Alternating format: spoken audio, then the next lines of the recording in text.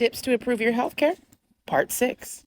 Now, I know these don't come every day because they just come as I think of them and as I see situations and remember situations in which you need to know how to make sure your healthcare is better or how to make sure you get better healthcare.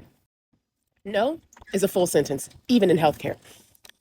Just because a doctor suggests it does not mean you have to do it. Just because he suggested treatment or suggested surgery or suggests radiation or suggests you go do this or take this does not mean you have to take it because it may not be for you and it may not fit you quite well and it may not have any quite improvement on what you really need. Quick story time. So, sophomore year of high school, I partially tore my ACL. So, somebody purposely pushed me, well, yada, yada, yada. I played basketball. And so, we went to a doctor and we got an MRI. He was like, well, we need to see all this. We need to see what's going on if you really did tear it. And so, I got an MRI and I went back to him and he was like, oh, yes, the MRI shows that you partially tore your ACL. Now, remember, this is partially torn, not fully torn. And a lot of times we know our ACL, a lot of people probably know at this moment, our ACL is in our knee. And so this doctor was like, yeah, we're going to have surgery. We can schedule you on Thursday. And my mom, who asked 50 questions, which 50 questions to me is annoying, but when you ask my doctor, please ask the 50 questions so we can get all the information we need.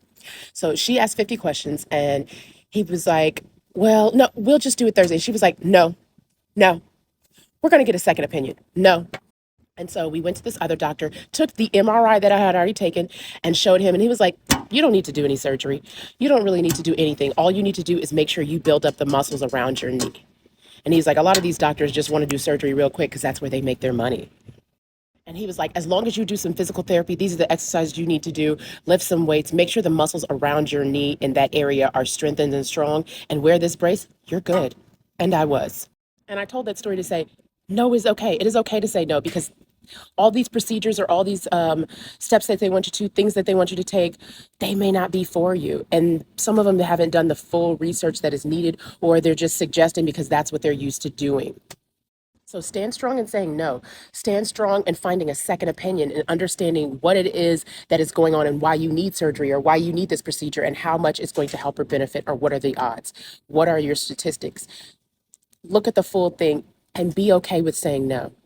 And also listen to your gut and your intuition. It will tell you, nah, this isn't right for you. Stick with that and trust that. And what you don't want to do is put yourself through something that's unnecessary or that's not really going to be beneficial for you because it may line somebody else's pockets or may look beneficial for other people. Because what do I always say? You aren't for everything and everything isn't for you. So let's find out what is. So tell me in the comments about a time you had to say no in healthcare.